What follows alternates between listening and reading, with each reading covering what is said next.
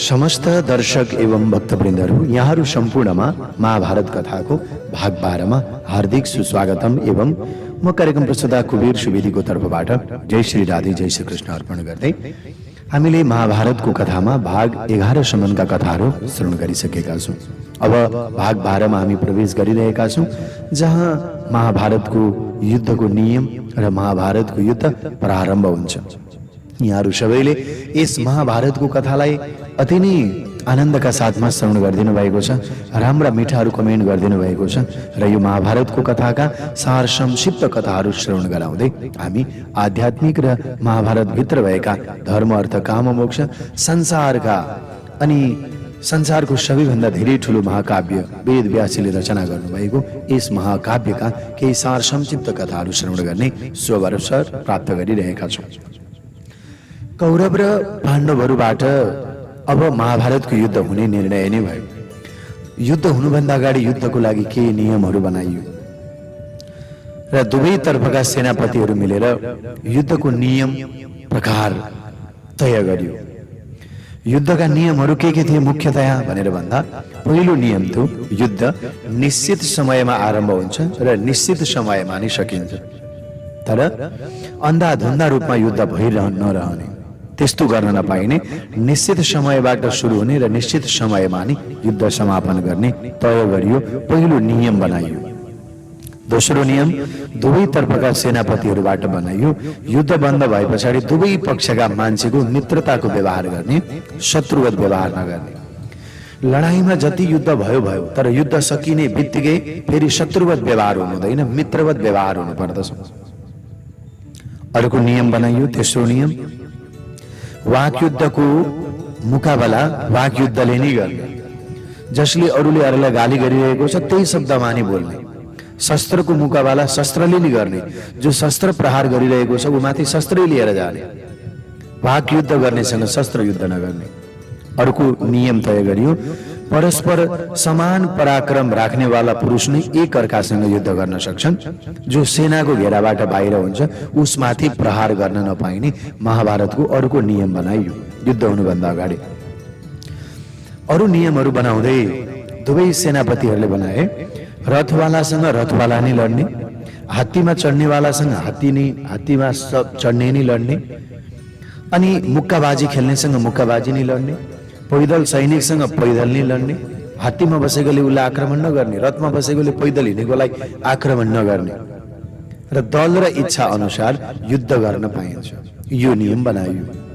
अर्को, जुन युद्धकर्मी अब आक्रमण म गर्दिन यस्तो विचार गरेर निश्चित रूपमा ऊ उभिन्छ, जहाँ भयभीत हुन्छ, डराउँछ र कोही अर्कोसँग युद्ध गरिरहेको हुन्छ भने त्यस्तालाई पछाडिबाट गएर वार नगर्ने। यानी कि जो आत्मसमर्पण गर्छ, म सकिन भयभीत हुन्छ, उसलाई पनि नमार्ने र अर्को कोहीसँग युद्ध गरिरहेको हुन्छ उसलाई पनि नझुक्याउने, आम्ने सामने नै हुनु पर्यो। र उसको कवच काटिएको हुन्छ उसँग पनि, जसको कवच काटिएको हुन्छ उसँग पनि युद्ध नगर्ने। शस्त्र काटिएको हुन्छ जसको उसँग पनि उसलाई पनि नमार्ने। नियत हुन्छ जसको शरीरमा कुनै नियतता कुनै अस्त्र शस्त्र हुँदैन त्यसमाथि पनि प्रहार गर्न नपाइने यी नियमहरू बनाइयो महाभारत युद्ध सुरु हुनुभन्दा अगाडि। अनि त्यति मात्रै होइन, सारथीमाथि बसेकोलाई, बोझ उठाउने माथि, हात्ती वा घोडामा शस्त्र पुर्याउने वालामाथि र शङ्ख बजाउने वालामाथि कोही पनि प्रकारको प्रहार गर्न पाइँदैन।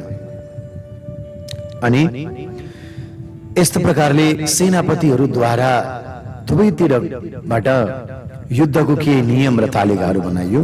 त्रिकालदर्शी महाव्यासजी एक्लै बसेका राजा यानी कि दुर्योधनका पिता धृतराष्ट्र समक्ष आएर, त्रिकालदर्शी हुनुहुन्थ्यो व्यासजी, उहाँले आएर भन्नुभयो धृतराष्ट्रलाई, हे राजन, तिम्रो पुत्र अन्य राजाहरूको अब नाश हुने अन्तिम समय आइरहेको छ।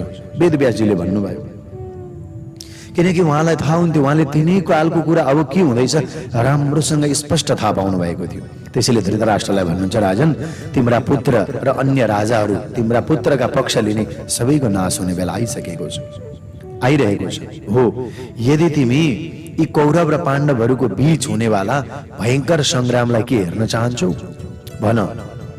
यदि तिमीले कौरव र पाण्डवहरूको बीचमा युद्ध भएको यो युद्धलाई हेर्न चाहन्छौ भने व्यासजी भन्नुहुन्छ धृतराष्ट्रलाई, तिमी दृष्टिविहीन छौ, तिमी आँखाले हेर्न सक्दैनौ, तर तिमीलाई रहर छ भने म तिमीलाई दिव्य दृष्टि प्रदान गर्नको लागि तयार छु र तिमी जहाँ बस्छौ तिमीले बसी बसी सरलतापूर्वक यो महाभारतको युद्ध हेर्न सक्छौ कसले के गर्दैछ भनेर वेद व्यासजीले धृतराष्ट्रलाई भन्नुभयो।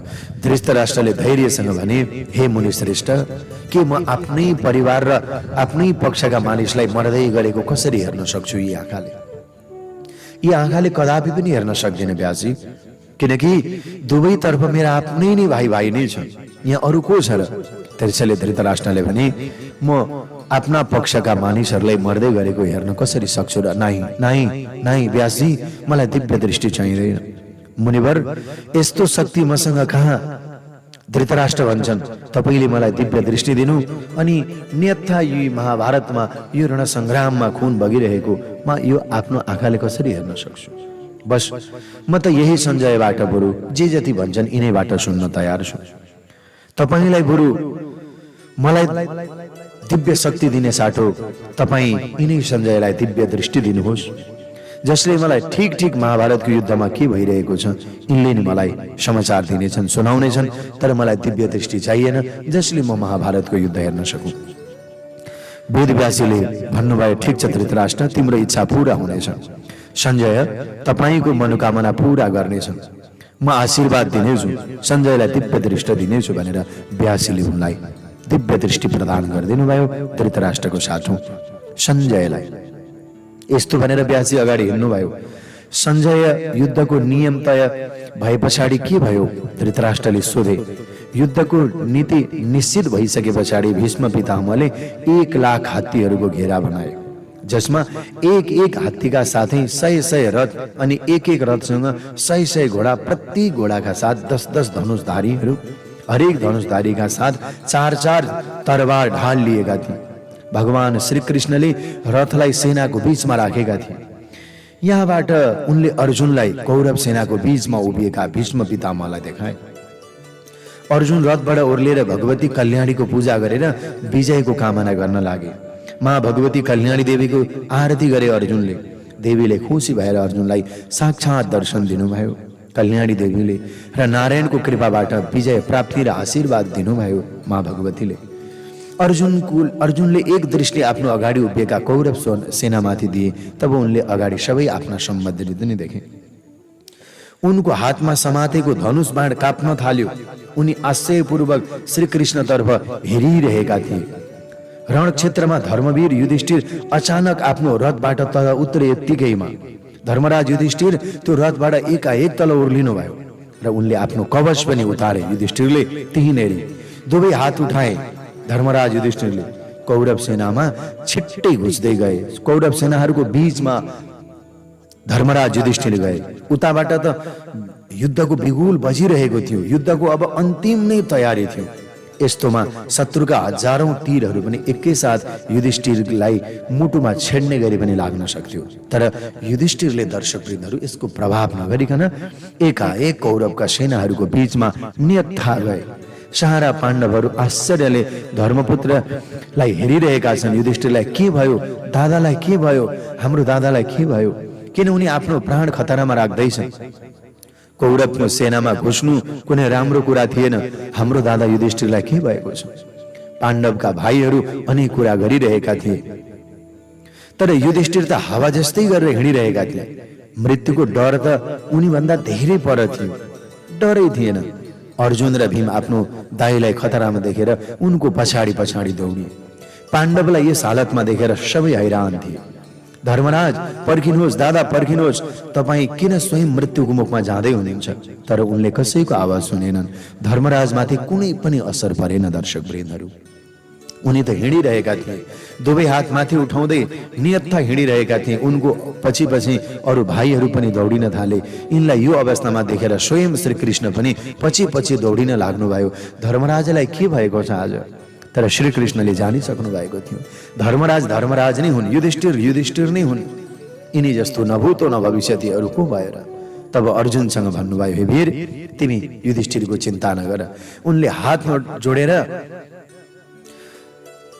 कौरवहरूको सेनाको बीचमा जानु आफ्नो महान कार्यले नै जाँदैछन्, त्यत्तिकै गएका होइनन्।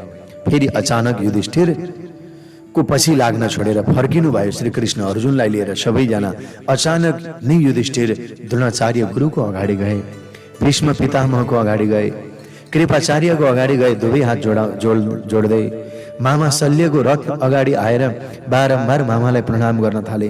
द्रोणाचार्य गुरुलाई ढोगे, भीष्म पितामहलाई ढोगे। अनि युधिष्ठिरको यस चाललाई कसैले सम्झिन सकेनन्, केवल श्री कृष्णले मात्र बुझ्नु भएको थियो। युधिष्ठिर उनीहरूको आशीर्वाद प्राप्त गर्न जाँदैछन् युद्धभन्दा अगाडि। भयो पनि त्यस्तै। युद्ध सुरु हुने बेलामा युधिष्ठिरले आफ्ना सबै मान्यजनहरूलाई, गुरुहरूलाई, मामाहरूलाई, कृपाचार्यहरूलाई, पितामहहरूलाई बारम्बार शिर झुकाएर प्रणाम गरे, आशीर्वाद मागे। त्यतिखेर सबै द्रोणाचार्य, भीष्म पितामह, कृपाचार्य सबैको एकाएक मुखबाट निस्कियो, धर्मराज, तिमीले सर्वप्रथम आएर हामीलाई प्रणाम गरेका छौ। तिमी वास्तवमा धर्मको रक्षा गर्ने एक मात्र यो धरतीका धर्मपुत्र हो युधिष्ठिर, अरू कोही पनि छैन। हामी लडेका छौँ कौरवहरूबाट, तर तिमी वास्तवमा तिमीहरू 5 पाण्डवहरू धर्मका रक्षक हो, त्यसैले विजय तिम्रो हुनेछ भनेर सबैले आशीर्वाद दिए। फेरि युधिष्ठिर आफ्नो कार्यलाई पुरा गरेर आफ्ना अग्रज मान्यहरूबाट आशीर्वाद लिएर फर्केर आउनुभयो। हेर मित्र, म धर्मयुद्ध लड्न जाँदैछु। युधिष्ठिर भन्नुहुन्छ, अब म कोही क्षत्रिय यदि मेरो साथ आउन चाहन्छ भने आउन सक्छ, म उसलाई अङ्कमाल गर्न तयार छु। यतापट्टि अर्जुनले, युधिष्ठिर दादाले यस्तो गरिसके पछाडि अर्जुनको मनमा एकाएक भयस्थिति बेग्लै बनेर आयो। उनको अगाडि रथ छ, भगवान कृष्ण रथको सारथी हुनुहुन्छ। देवीको आशीर्वाद पनि अर्जुनले प्राप्त गरे। अनि अर्जुनले एक दृष्टि आफ्नो अगाडि उभिएका कौरव सेनामाथि देखे। तब उनले अगाडि सबैजना आफ्ना सम्बन्धितलाई देखे। दादाले पनि भर्खरै प्रणाम गर्नुभयो, यति मान्यजनहरूलाई भर्खरै नमन गर्नुभयो र उनको हातमा समातेको धनुष बाण काप्न थाल्यो। उनी आश्चर्यपूर्वक श्री कृष्णतिर हेरेर भन्न लागे, हे भगवान, हे प्रभु, मेरो एउटा इच्छा छ। अर्जुन भन्छन्, अर्जुन के भयो तिमीलाई, किन काँपिरहेका छौ, थरथरियो के गरिरहेका छौ, लौ भन भनेर भन्दा अर्जुनले भने, प्रभु, यो भारतीय महाद्वीपको सारा राष्ट्र पाण्डव तथा कौरवहरू दुई पक्ष मध्ये समर्थन गरेर हजुरले महाभारतको युद्धको डोरी सम्हाल्नु भएको छ। म कुन्तीको पुत्र अर्जुन आज मेरो हात कापिरहेको छु। साह्रै भयावह युद्धको तयारी म देखिरहेको छु। हुन त वास्तवमा महाभारतको युद्ध न भूत हो न भविष्य, ती कसले सोच्न सक्छ होला र। भारत अनि कुरुक्षेत्रमा सेनाहरू युद्धका निम्ति सबै जम्मा भए। युद्ध आरम्भको दिन समय आइसक्यो, तर अर्जुन काप्न थाले। दुवै पक्षका सेनाहरू आफ्ना हात हतियार लिएर आक्रमण गर्न सुरु भइरहेका थिए, पर्खाइको लागि बसिरहेका थिए। दुवै तर्फबाट युद्ध आरम्भको संकट ध्वनि गुन्जिए पछाडि पाण्डव पक्षका महारथी सर्वश्रेष्ठ धनुर्धर अर्जुन जब काम्न थाले, म यो युद्ध गर्न त तयार छु, तर एकचोटि हे कृष्ण मेरो इच्छा पूरा गरिदिनुहोस्। के विचार आयो अर्जुन, भन। अर्जुनको मनमा यस्तो कुरा जन्मे पछाडि उनले आफ्नो सारथी जगदीश्वर भगवान कृष्णलाई आफ्नो मनको कुरा बिसाउँदै भने, प्रभु, यो युद्ध मैदानको एकचोटि निरीक्षण गर्ने प्रस्ताव हजुरसँग राख्छु। युद्ध गर्नुभन्दा अगाडि भगवानले वीर अर्जुनको रथ युद्ध मैदानको बीचमा अर्थात् दुई तर्फ सेनाका बीचमा लगेर अडियाइदिनु भयो। अर्जुनले त्यहाँ आफन्त मात्र देखे, अरू केही देखेनन्। त्यस्तै पनि थियो त्यहाँ। यसले गर्दा अर्जुनको मनमा विषाद उत्पन्न भयो। भो युद्ध नगरौं, गर्न हुँदैन भनेर धनुष थन्क्याए। रुन्चे अनुहार पारेर रथको एउटा छेउमा गएर अर्जुन आज रुन्चे अनुहार लगाएर घोप्टो परेर रुन थाले। महाभारत महाकाव्य अध्ययन गर्दै दर्शक वृन्दहरू हामी यहाँ आइपुग्दा यस्तो अनुभूति हुन्छ, म यसो गर्छु उसो गर्छु भनेर हाँक दिनु र कार्य गर्नुमा उत्रिनुमा धेरै फरक छ। कार्यान्वयन नै गर्नु फरक विषय हो, सोच्नु फरक विषय हो, तर त्यसलाई कार्यान्वयन गर्नु फरक विषय हो। यसको प्रमाणका लागि हेरौँ त यो युद्धमा सामेल हुने को कसका पक्षका लड्ने आदि कुरा त पहिले नै निश्चित भएको विषय हुन्। तापनि अर्जुनको मनमा सेना निरीक्षण गर्ने सोच त्यति बेला किन र कसरी आयो? सबै थाहा थियो अर्जुनलाई, बिगुल बजिसकेको थियो, शङ्ख ध्वनिहरू बजिसकेका थिए, तर यस्तो निश्चित किन भयो अर्जुनलाई? पहिले थाहा भएको विषय हो। आफन्तलाई नमारी युद्ध जितिँदैन भन्ने निश्चित थियो, किनभने युद्ध नै आफन्तसँग भएको हो। तसर्थ मार्नै पर्दछ। जो जो मैदानमा आउँछ उनीहरूको पनि त्यसै गर्न आएका हुन्। यसो भए पनि अर्जुनमा विषाद उत्पन्न भयो। अर्जुनको मनमा यो देखेर भगवान कृष्ण निराश हुनुभयो। अर्जुनलाई भन्नुभयो, अर्जुन कुतस्त्वात् कस्मलमिदं विषमे समुपस्थितम् अनार्योर्जुष्टमस्वर्ग्यम् अकीर्तिर कर्म अर्जुन। अर्जुन, तिमी यो के गर्दैछौ? तिमीलाई यस्तो परिस्थितिमा कसले ल्यायो? के कारणले तिमी यस्तो भइरहेका छौ? यो त श्रेष्ठ पुरुषहरूबाट गरिने आचरण होइन। यसरी त न स्वर्ग मिल्छ न त कीर्ति नै प्राप्त हुन्छ यहाँ। अर्जुन, भगवान कृष्णको मनाशय हुन सक्छ। यो त पहिले नै सोचिसकेको विषय हो। यस्तो नहोस् भनेर लाख प्रयास भएको विषय हो। अहिले यो अवस्थामा अर्जुन यस्तो व्यवहारबाट बिल्कुलै मुख मोड्नु हुँदैन, विषय खेद गर्नु हुँदैन। अर्जुनका मनमा आयो, मन विचलित भयो। त्यसैले भगवान अर्जुनसँग थप्दै भन्नुहुन्छ, अर्जुन तिमी नपुंसकता जस्ता कुरा नगर। अहिले आएर यो उचित समय होइन। पहिले सबै तयारी भएको छ। सुन अर्जुन, हृदयमा आएका तुच्छ दुर्बलताहरूलाई हटाइदेऊ। युद्ध गर्न उठ, अब ढिला नगर। विगुल शङ्ख ध्वनि बजिसकेको छ। श्री कृष्णका कुरा सुनेर अर्जुन श्रद्धेय भीष्म पितामह गुरु द्रोणाचार्यमाथि म कसरी हात उठाउँ प्रभु? जुन गुरुले आज मलाई ज्ञान दिनुभयो, आफ्नो पुत्र भन्दा पनि महान र हाम्रा यो वंशका श्रेष्ठ भीष्म पितामहमाथि कसरी म हतियार उठाउन सक्छु? यी मेरा पूजनीय व्यक्तित्व हुन्। मेरा मामामाथि म कसरी हात उठाउन सक्छु? कसरी अस्त्र शस्त्र उठाउन सक्छु? यस्तालाई मारेर विजय हुनुभन्दा त म भीख मागेर खान्छु। हे प्रभु, म बरु भीख मागेर खान्छु, तर म मार्दैन। हे कृष्ण, अब म के गरौँ भन्दै अर्जुन त्यो युद्ध गर्नुभन्दा अगाडि रुन थाले। वास्तवमा पाण्डवहरूसँग धर्म थियो, युधिष्ठिरसँग धर्म थियो। अघि आशीर्वादले अर्जुनसँग पनि धर्म थियो। म बरु भीख माग्छु, तर आफन्तहरूसँग लड्दिन। अर्जुनको यस्तो बिलौना सुनेका भगवान कृष्णले भन्नुभएको छ, अर्जुन तिमीले गर्नै नपर्ने कुरा गर्दैछौ, सोच्नै नहुने कुरा सोच्दैछौ, शोक गर्नै नपर्ने मान्छेको विषयमा शोक गर्दैछौ। पण्डितले झैँ बोल्छौ, तर जसको प्राण गइसकेको छ उसका निमित्त जसको प्राण गएको छैन उसका निमित्त पनि पण्डितहरू शोक गर्दैन। न यस्तो म कुनै कालमा थिइन, तिमी पनि थिएनौ अर्जुन। राजाहरू कोही थिएनन्, यस्तै हो, पछि पनि हुँदैनन्। जसरी जीवात्माका शरीरमा बाल जवानी वृद्धावस्था हुन्छ अर्जुन, शरीरमा हुन्छ नि, त्यसै गरेर शरीर पनि एक अवस्थाबाट अर्कोमा जान्छ। त्यसैले आत्मा चिनेका धीर पुरुष शरीरसित मोहित हुँदैनन्। हे कुन्ती पुत्र, जाडो गर्मी सुख दुःख इन्द्रियहरू विषयहरूको उत्पत्ति हुन्छन्, विनाश पनि त हुन्छन् नि। ती नित्य होइनन् अर्जुन, अनित्य हुन्। यसै कारणले हे भारत, हे धनुर्धर, हे अर्जुन, तिमी अब सबै सही रहौ। किनभने सुख दुःखलाई समान सम्झिने व्यक्ति कति पनि व्याकुल हुँदैन। यस्ता व्यक्ति मोक्षका निमित्त योग्य हुन्छन्। त्यसैले हेर, सुख दुःखको तात्पर्य नगर। यसको असली तात्पर्य के हो भने जो व्यक्ति आध्यात्मिक साक्षात्कारको उच्च स्थानमा पुग्छ अर्जुन, त्यसमा दृढ प्रतिज्ञा हुन्छ। सुख दुःखलाई सहज तरिकाबाट भोग्न सक्ने व्यक्ति त्यही मुक्तिको निमित्त योग्य हुन्छ। नासतो विद्यते भावो नाभावो विद्यते सतः उभयोरपि दृष्टोन्तस्तनयो तत्त्वदर्शिभिः।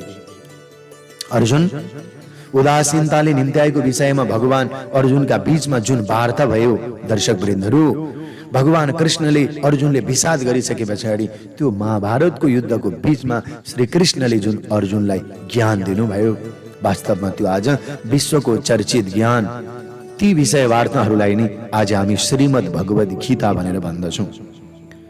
जो कुरुक्षेत्रको युद्ध मैदानमा भगवान कृष्णले अर्जुनलाई श्रवण गराउनु भएको थियो। दोस्रो अध्यायको 16औं श्लोकबाट भगवान वाच भनेर भगवानको आज्ञा भएको छ। असत वस्तुको सत्ता हुँदैन, सत्ता नभए पछाडि सतको अभाव पनि हुँदैन। यस प्रकार यी दुवै विषयका खास तत्त्वज्ञानी पुरुषहरूले नै जान्दछन्। यहाँ बुझ्न के जरुरी छ भने दर्शकवृन्दहरू, परिवर्तनशील भनेको शरीरको स्थायित्व हुँदैन। स्थायित्व नहुने शरीरलाई लिएर विषाद उत्पन्न गर्नु बेकार हुन्छ। सायद यही भगवानको आशय हो। अब श्री कृष्णले अर्जुनलाई अति नै धेरै ज्ञान दिनुभयो। अर्जुन, यो जीवलाई मार्नेवाला सम्झन्छन्, जो यसलाई मर्यो भनेर सम्झन्छन् नि, त्यो दुवै अज्ञानी हुन् अर्जुन। किनभने नि अर्जुन, आत्मा न मर्छ न कसैबाट मारिन्छ। आत्माका निमित्त न जन्म छ न मृत्यु छ। न यो कहिले जन्मियो न जन्मन्छ, यो त अजन्मा छ अर्जुन, नित्य छ, शाश्वत छ। त्यसैले शरीर मारिँदैन, आत्मा मारिँदैन अर्जुन। हे पार्थ, जो व्यक्ति यो रहस्यलाई जान्दछ, आत्मा अविनाशी हो, शाश्वत हो, अजन्मा हो, अव्यय हो, यो कसरी मरिन्छ अर्थात् कसले मार्न सक्छ भन्ने जान्दछ, भगवान स्वयं जवाब दिनुहुन्छ। जसरी मानिस पुराना वस्त्र छोडेर नयाँ वस्त्र लगाउँछ नि अर्जुन, त्यस्तै गरेर आत्माले पनि पुरानो शरीर त्यागेर नयाँ धारण गर्दछ। त्यसैले आत्माद्वारा शरीर परिवर्तन एक स्वीकृति तथ्य मात्रै हो। यदि तिमीलाई आत्मालाई सदा जन्मने र मर्ने मान्दछौ भने शोक गर्न योग्य भएन। यहाँ त जन्म भएको मृत्यु निश्चित छ, त्यसै गरी मर्नेको पनि जन्म निश्चित छ। यस्तो विषयमा किन शोक गर्छौ? भगवान श्री कृष्णले अर्जुनलाई अलिकति प्रसंग बदल्दै भन्नुभयो, हे अर्जुन, तिम्रा निमित्त यो ज्ञान योगको कुरा मैले तिमीलाई सुनाएको। अब तिमी कर्म योगको विषयमा, ज्ञान योगको विषयमा, कर्म बन्धनबाट मुक्त हुने विषयमा श्रवण गर भनेर श्रीमद् भगवत गीता श्रवण गराउनु भयो। जसले गर्दाखेरि अर्जुनको विषाद, अर्जुनको खेद समाप्त भयो। कर्मण्येवाधिकारास्ते मा फलेषु कदाचन मा कर्म फल हेतुर्भूर मा ते संगोस्तो कर्मणि। तिम्रो कर्म गर्ने अधिकार छ, त्यसको फलमा छैन, हुँदैन अर्जुन। त्यसै कारणले कर्मफलमा कामी नहौ, त्यस्तै नगर्नतिर पनि तिमी मन नलगाऊ। भगवानले फेरि भन्नुभयो, हे धनञ्जय, तिमी आसक्तिलाई त्याग गरेर सिद्धि र असिद्धिमा समान बुद्धिवाला भएर योगमा स्थित भएको कर्तव्य कर्म गर। त्यस्तो कर्तव्य कर्म समत्वमा नै योग हुन्छ। समत्व रूपबाट बुद्धि योगबाट सकाम कर्म अत्यन्तै निम्न श्रेणीको हुन्छ। त्यसैले धनञ्जय, समबुद्धिमा नै रक्षाको उपाय खोज अर्जुन। बुद्धियोगको आश्रय ग्रहण गर, किनभने फलको इच्छा गर्नेवाला अन्त्यमा गएर दुखी हुन्छ। र कुन्तीपुत्र अर्जुनलाई भगवान कृष्णले महाभारतमा अत्यन्त धेरै ज्ञान दिनुभयो, जसलाई श्रीमद् भगवत गीता भनिन्छ। अब श्रीमद् भगवत गीताका विस्तृत रूपमा कथा प्रसङ्गहरू हामी व्याख्याहरू केही महिना अगाडि हामीले संस्कृतका श्लोक सहित सारांश मात्रै श्रवण गरेका छौँ। तर श्रीमद् भगवत गीताको गहिराईमा यहाँहरूलाई मैले लिएर जानु बाँकी नै छ। हाम्रो यस च्यानलबाट हाम्रो यस कथा प्रस्तुतिहरू यहाँहरूले श्रवण गर्दै जानु नै हुनेछ। यानि कि अब भगवान श्रीकृष्णले अर्जुन थरथरी कामिरहेको बेला गीताको ज्ञान दिनुभयो। भन्न खोज्नुभयो, अर्जुन, तिमीलाई कर्म गर्ने अधिकार छ। यी मान्छेहरू त मेरा आफ्ना हुन्, निश्चय यिनीहरूको हत्या म आफ्नै हातले गर्न कसरी सक्छु तिमी भनेर धड्किँदैछौ नि। वास्तवमा यो रणक्षेत्र हो, यो रणक्षेत्र हो अर्जुन। यसमा न त कोही भाइ हुन्, न कोही आमा हुन्, न कोही बुबा छन्, न कोही काका छन्, न कोही यहाँ पितामह छन्, न कोही यहाँ भतिजा छन्। यिनीहरूलाई सम्बन्धित नदेखेर शत्रुको रूपमा हेर न अर्जुन, तब तिमीलाई थाहा हुन्छ कि वास्तवमा यिनीहरू को हुन् भनेर। तिमी त निमित्त मात्रै कारण हो अर्जुन, सबै गर्ने गराउने त म हुँ। भगवान कृष्णले यति भनेर अर्जुनलाई विशद रूपमा ज्ञान दिनुभयो। तर म आफ्नै मान्छेको रगतले हात कसरी धुन सक्छु? अर्जुन अझै पनि भन्छन् भगवानलाई, म आफ्नै मान्छेको शरीरले कसरी हात धुन सक्छु? श्री कृष्णले अर्जुनलाई उपदेश दिनुभयो, पुरा विवरण, गहिरो ज्ञान प्राप्त भयो। अर्जुनको आँखा खुल्यो अनि उनको हराएको शक्ति पुनः फर्कियो, तेज फर्कियो, ओज फर्कियो। अब महाभारतको युद्ध सुरु हुन लाग्यो। अब हामी धर्मको युद्ध लड्न जाँदैछौँ। अब पनि कोही क्षत्रिय यदि मेरो साथ आउन चाहन्छ भने आउन सक्दछ, म उसलाई अङ्कमाल गर्न तयार छु। त्यसैले यो धर्मयुद्ध हो। युधिष्ठिरले अन्तिममा भने कौरवप्रति कोही पनि वीर यदि छ मसँग आउन चाहन्छ भने उसलाई म अङ्कमाल गर्छु, हतियार उठाउँदैन, कोही हुनुहुन्छ भने तयार हुनुहोस् भनेर युधिष्ठिरले आफ्नो रथमा बसेर आवाज दिए। त्यतिखेर एउटा व्यक्ति युधिष्ठिरसँग अङ्कमाल गर्न गए। त्यो व्यक्ति को हो भन्दा युधिष्ठिरको कुरा सुनेर दुर्योधनको कान्छो भाइ, जसको नाम थियो युयुत्सु, कौरवको साथ छोडेर पाण्डव तर्फ आए, युधिष्ठिर तर्फ आए, पाण्डव तर्फ आए र उनले धर्मराज युधिष्ठिरको अगाडि भने, हे धर्मराज, म पापीहरूका साथमा बस्न चाहन्न, म पापी अधर्मी भोगीहरूको साथ बस्न चाहन्न। म जहाँ धर्मको रक्षा गर्न चाहन्छु, जहाँ धर्म हुन्छ त्यही मर्न तयार छु भनेर युधिष्ठिरका अगाडि सामुन्नेमा आज दुर्योधनको कान्छो भाइ युयुत्सु आएर समावेश भए। धर्मराज युधिष्ठिरले अङ्कमाल गर्दै, आऊ भाइ आऊ, धर्मको जय जयकार गर, यस समयमा धर्म खतरामा छ, हामी सबै मिलेर अब धर्मको रक्षा गरौँ, अधर्मको नाश गरौँ भनेर धर्मको रक्षा गर्नुपर्छ भनेर धर्मराज युधिष्ठिरले दुर्योधनका कान्छा भाइ युयुत्सुलाई अगालोमा राखी अङ्कमाल गरे। अब यो धर्मको युद्ध हो, अधर्मको युद्ध होइन। महाभारतको प्रसङ्ग सुनिरहँदा तपाईँ हामीले यो ज्ञान प्राप्त गरिरहेका छौँ। दर्शक वृन्दहरू, अब महाभारतको पहिलो दिन के भयो, घटनाक्रमहरू अगाडि बढ्दैछन्। सार संक्षिप्त रूपमा कथाहरू हामी श्रवण गर्दैछौँ। वास्तवमा अब कथा सुन्दै जाँदा युद्धकै प्रसङ्गमा आउँदा हामी अन्तिम चरणमै छौँ। मैले सकेसम्म 20 भागमा नि सम्पूर्ण प्रसङ्गहरू समाप्त गर्ने यहाँहरूलाई जानकारी पनि गराउँछु, किनकि महाभारत अथाह हो, अथाह गहिराई छ। तर केही बुझ्यौँ भने पनि हाम्रो जीवनमा केही उपलब्धि अवश्य हुनेछ। यहाँहरूले यस कथालाई, महाभारतको कथालाई मन पराइदिनु भएको छ। अति सुन्दर कमेन्टहरू गरेर हामीलाई हौसला दिनुभएको छ। म कुबेर सुवेदीको तर्फबाट, हाम्रो यस च्यानलको तर्फबाट यहाँहरू सबैलाई धेरै धेरै धन्यवाद। आजलाई म बिदा हुन्छु। भोलि अर्को भागमा हाम्रो भेट हुनेछ।